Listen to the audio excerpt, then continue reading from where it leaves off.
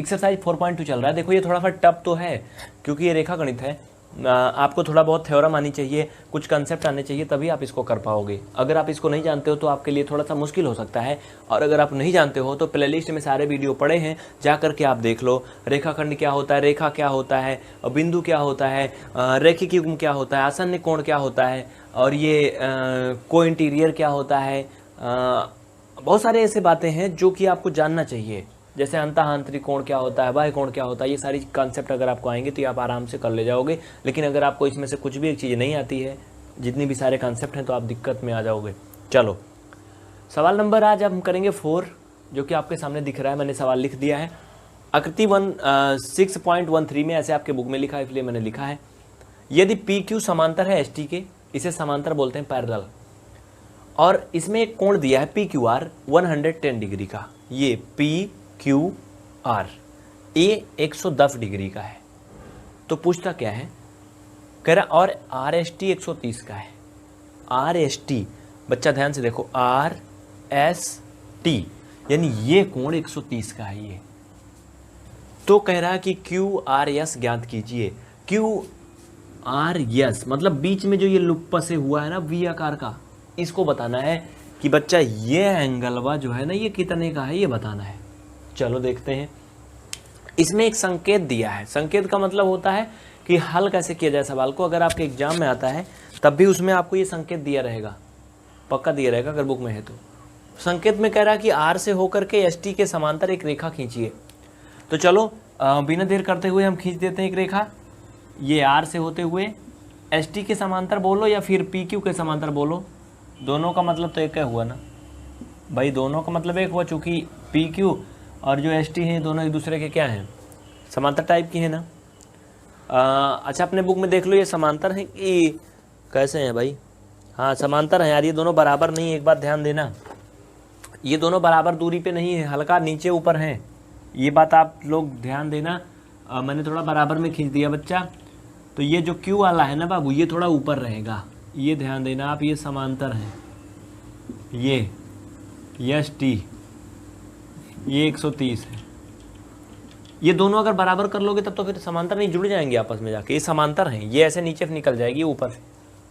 अब देखो सबसे पहले हम लिखेंगे गिवन, हमें सवाल में क्या दिया है, हमें दिया है कि पी क्यू एस टी के समांतर है, ये मैंने लिख लिया है, दिया है, इक्वेशन 1 मान लिया। इसमें हमें कोण पी क्यू आर दिया है, उसको भी मैंने लिख लिया। उसके बाद हमें कह रहा है कि रचना करो इसमें, ये खुद कहा है रचना मतलब का इंस्ट्रक्शन करिए आप इसमें, तो मैंने कर लिया। एम एन के समांतर पी क्यू खींच दिया, मतलब समझ रहे हो, एम एन के समांतर पी क्यू नहीं, पी क्यू के समांतर एम एन खींच दिया। या फिर यहाँ पे ये लिख लो एस टी के समांतर एम एन खींच लिया। भाई जो एम एन है ये पी क्यू के भी समांतर है, एस टी के भी समांतर है, हाँ दोनों के समांतर है, तो चाहे जो भी लिखो, जैसे एग्जाम में इसमें आपके सवाल में कहा था। इतना हो गया, आप इतना लिख लो जल्दी से। और हाँ बच्चे ध्यान से सुनो, लिखो मत अभी, स्क्रीनशॉट ले लो जल्दी से, स्क्रीनशॉट ले लो। अब देखो एक बात ये समझो कि अगर मैं बोलूं 3 लाइनें, देखो एक है जिसका नाम है ए बी, और बच्चा एक लाइन है जिसका नाम है सी डी, और एक लाइन है जिसका नाम है ई एफ। अब ध्यान दो, अगर मैं कहूं कि ए बी सी डी के समांतर है, ठीक, ए बी सी डी के समांतर है, और ये भी कहूं कि सी डी ई एफ के समांतर है, क्या है, सी डी ई एफ के समांतर है, तो मैं ये भी तो कह सकता हूं कि ए बी ई एफ के समांतर है, कह सकता हूं ना भाई। सिंपल सी बात है, अगर मैं बोलूं ये 5 है, ये 5 है और ये भी 5 है, तो चाहे तो आप लिखो कि ए बी बराबर सी डी, चाहे तो ए बी को सी डी के बराबर लिखो, या फिर आप ए बी को ई एफ के बराबर लिखो, मतलब तो वही हुआ ना, क्योंकि बराबर है ना। तो ये बात आप समझ सकते हो। तो इसी तरह से आप इसमें क्या लिख सकते हो बच्चा, लिख सकते हो कि एम एन समांतर एस टी, नीचे लिखो, यहाँ आप लिख सकते हो एम एन समांतर एफ टी, मतलब जो लाइन है एम एन वो एफ टी के समांतर है। क्यों समांतर है, क्योंकि एम एन जो है ऑलरेडी पी क्यू के समांतर है, और पी क्यू जो है वो एफ टी के समांतर है, बुक में दिया है। भाई फिर से समझ लो, मैंने क्या माना है, मानना वाला छोड़ो, भाड़ में जाए, पहले देखो जो दिया है, पी क्यू एस टी के समांतर है कह रहा है ना, यानी ये जो पी क्यू है वो एफ टी के समांतर है ना। तो मैंने लिखा क्या यहाँ पे, नया क्या किया, मैंने कह दिया कि यमन एफ टी के समांतर है। मैंने इसको जो है यमन को एस टी के समांतर कर दिया, बिल्कुल हो जाएगा। क्यों? क्योंकि जो यमन एस टी के समांतर इसलिए है क्योंकि जो एस टी है वो पी क्यू के पहले समांतर है। तो इस तरह से आप इसे लिख सकते हो यमन समांतर एस टी। इतना हो गया। इसमें कारण भी लिख लो, कोई लाइन समान लाइन के समांतर हो तो आपस में भी समांतर होती है। लिख लो जल्दी से। चलो देखो हिंदी में मैंने दिखा दिया, आप लोग इंग्लिश में लिख लो, मैं बोल दे रहा हूँ, इंग्लिश में लिखो, जल्दी करो। चलो हिंदी वाले स्क्रीनशॉट ले लो, आपका हो गया। कोई लाइन समान लाइन के समांतर हो तो आपस में भी समांतर होती है। अब इंग्लिश वाले लिख लो जल्दी से, मैं बोल दे रहा हूँ। Line parallel to same line, line parallel to same line are also parallel to each other, are also parallel to each other. ये हो गया। तो ये हो गया बच्चा अगर, तो अब हमें मेन बात देखना है, वो ध्यान से देखो। इसका स्क्रीनशॉट ले लो, मैं इसका अगले पेज में दिखाऊंगा उसे। चलो हो गया, अगला पेज देखो।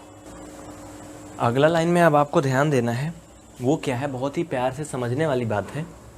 आप देखो कोण पी क्यू आर, फिर से देखो पी क्यू आर, देख रहे हो ना। और ये कोण एम आर क्यू, आप देखो तो ये दोनों एक ही क्षेत्र में दिख रहे हैं ना आपको। इधर से ये कोण बन रहा है, उधर से वो बन रहा है ना। जब इस तरह से अगर कोई कोण बनता है जिसमें कि कोई एक भुजा दोनों में कॉमन हो, जैसे इसमें देखो क्यू आर दोनों में कॉमन है, भैया क्यू आर जो भुजा है वो एम आर क्यू में भी है और पी क्यू आर में भी है। अगर इस तरह का कोई कोण बनता है तो उसे को इंटीरियर कोण बोलते हैं, को इंटीरियर एंगल, जिसे सहांतरिक कोण बोलेंगे। हिंदी में मुझे नहीं कंफर्म, लेकिन इंग्लिश वाला को इंटीरियर बोलते हैं। तो हर एक ऐसी स्थिति में दो को इंटीरियर का जो सम है वो 180 होता है, 180 होता, मैंने लिख दिया। तो बच्चा इसमें यम आर क्यू और पी क्यू आर में अगर आप ध्यान दो तो यम आर क्यू का मान निकल जाएगा, चूंकि पी क्यू आर का मान वहाँ पे दिया था 110 डिग्री, ये बराबर 180 अंश लिखोगे। यहाँ से यम आर क्यू बराबर आप लिख सकते हो 180 माइनस 110। फाइनल में आपका यम आर क्यू बराबर आ जाएगा 70 डिग्री। कितना आ जाएगा? 70 डिग्री आ जाएगा। आप यहाँ पे लिख सकते हो बच्चा, ये 70 डिग्री हो गया। अब ध्यान दो, हमें जो निकालना है ये क्यू आर एस वाला, इसको तो हम निकालेंगे, लेकिन पहले हमें ये मालूम होना चाहिए, हमें ये कोण भी पता होना चाहिए, ये वाला कोण भी पता होना चाहिए, तभी हम कर पाएंगे। इसको लिख लो, स्क्रीनशॉट ले लो जल्दी से, फिर हम अगले पेज में उसको भी निकाल के आपको दिखा देते हैं। जल्दी करो, वीडियो को रोक के स्क्रीनशॉट ले लो फट से, बहुत जल्दी करो। और जो बच्चे अभी तक चैनल को सब्सक्राइब नहीं किए जल्दी से कर लें और बेल आइकन ऑन करें, वीडियो को लाइक जरूर करें। आगे देखते रहें, मैं बता रहा हूँ, आंसर आ रहा है 1 मिनट में। और अगले पेज में ध्यान दो अगर आप, तो जैसे मैंने अभी आपको बताया एम आर क्यू, ध्यान दो, एम आर क्यू और पी क्यू आर बताया ना मैंने, ये दोनों को इंटीरियर हैं। उसी तरह से इधर भी को इंटीरियर है। कौन कौन? इधर ले लो N R Q, sorry N R S, N R S, और एक कोण ले लो R S T, N R S और आर एस टी ले लो अगर आप बच्चा, तो ये क्या हो जाएंगे? ये भी को इंटीरियर हैं। तो आप यहाँ लिख सकते हो कोण एन आर एस प्लस कोण R S T, R S T equal 180। Reason लिख लो, वही को इंटीरियर, क्या है? को इंटीरियर लिख लो, अभी पीछे लिखवाया था ना उसे लिख लो, इंटीरियर INT RIOR, ठीक है, इंटीरियर। ओके, अब क्या करोगे भाई? सिंपल सी बात है, इसमें कुछ के मान दिए, लाके रख दो, पटक दो लाके। ये देखो RFT RST मान 130 दिया है, तो बच्चा निकाल लो। तो यन आर यस धन ये 130 हो जाएगा बराबर 180। यहाँ से आप निकालोगे जब बच्चा यन आर एस, तो बाबू ये आपका हो जाएगा ऐसे ना, ऐसे हो जाएगा। इसको आप सब्ट्रैक्ट कर लोगे तो ये 50 डिग्री आ जाएगा। आप यन आर एस को बड़े गर्व के साथ यहाँ पे बोल सकते हो कि ये 50 है। कितना है? ये 50 डिग्री है। इसको थोड़ा सुंदर से लिख लो यार, मैंने तो गोंच पोंछ दिया इसी में। ये लो 50 है, ठीक है। अब आ गया, अब आपका आंसर आ गया। कैसे? देखो बस चंद मिनट में आपका आंसर आ दौड़ के, चूंकि इसके चारों तरफ के सभी कोण आ गए, फिर ये अकेले बच रहा बेचारा। और वो कैसे आएगा जरा ध्यान दो आप। अगर यहाँ पे ध्यान दो, मैंने आपको पढ़ाया था रैखिक युग्म, लीनियर पेयर ना। लीनियर पेयर कब बनता है? जब किसी एक ही रेखा पे एक से अधिक कोण बनाएं तो वो सभी कोण लीनियर पेयर होते हैं। जैसे ये रेखा MN अगर ले लो तो MN पे सारा कॉन्सेप्ट इसी पे आके टिका है, ये न्यू है। देखो अब ध्यान दो बच्चा, तो आपका ये कोण 70 भी इसी MN पे बना है, ये कोण 50 भी MN पे बना है ना, और संयोग से हमारा वो कोणवा भी इसी पे बना जो हमें निकालना है, वो भी बना है ना। और आप ये भी जानते हो कि किन्हीं भी चाहे जितने भी रेखिक कोण हैं, रैखिक युग्म हैं, उन सभी रेखिक युग्म का सम 180 होता है, 180 होता है। तो आप अगले पेज में लिख सकते हो, अगर नहीं दिख रहा है तो मैं इसको मिटा दूं, नहीं तो नीचे में लिख सकता हूँ। क्या लिख सकता हूँ? नीचे बच्चा दिख रहा है, चलो लिख देता हूँ मैं एक लाइन, आप लिखो।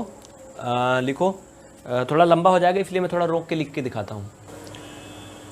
देखो मैंने दिखा दिया, क्योंकि तीनों कोण MRQ एंड कोण RFT एंड कोण QRS एक ही रेखा MN पर बने हुए हैं, इसलिए ये क्या करेंगे, रैखिक युग्म बना रहे हैं। और किन्हीं भी रैखिक जो युग्म होते हैं उनका सम जो होता है 180 अंश होता है। तो आप यहाँ लिख सकते हो, देखो जो बच्चे नहीं लिखे वीडियो को पीछे करके स्क्रीनशॉट ले लें बच्चा, स्क्रीनशॉट ले लो। आप इसे लिख सकते हो कोण MRQ धन कोण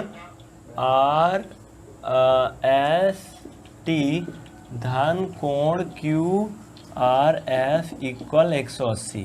नीचे हमारे में जगह नहीं, आगे आपके में जगह, तो आगे लिख दो रैखिक युग्म। कारण क्या है? रैखिक युग्म।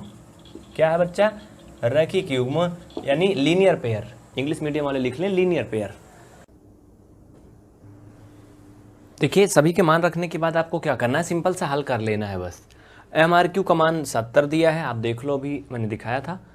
उसके बाद NRS का मान 50 दिया है। इसको क्या करोगे, हल कर लो, कैलकुलेशन कर लो, तो आपको मिल जाएगा ये कोण QRS बराबर कितना हो जाएगा बच्चा, 180 माइनस ये दोनों उधर जाएगा, तो इधर आएगा तो क्या होगा, -70 हो जाएगा, माइनस का 50 हो जाएगा। इन दोनों को जोड़ लोगे, 70 और 50 जोड़ोगे तो आपको पता है 120 हो जाएगा, माइनस का 120 करोगे तो फाइनल में आपका QRS बराबर कितना आ जाएगा, आपको पता है 60 अंश आ जाएगा। घटा लो, बस यही आंसर हो गया। तो इसे आप कहीं दूसरी जगह लिख लेना, ढंग से ऐसे लिख लेना, कोण QRS बराबर 60 अंश। हमारे में जगह नहीं नीचे, इसलिए मैंने नहीं लिखा, ये तो फिलहाल पीछे का है। तो आपका कितना आंसर आ गया, 60 आ गया। आप सभी इस वीडियो को अगर YouTube पे देख रहे हैं तो चैनल को सब्सक्राइब करके बेल आइकन ऑन करें।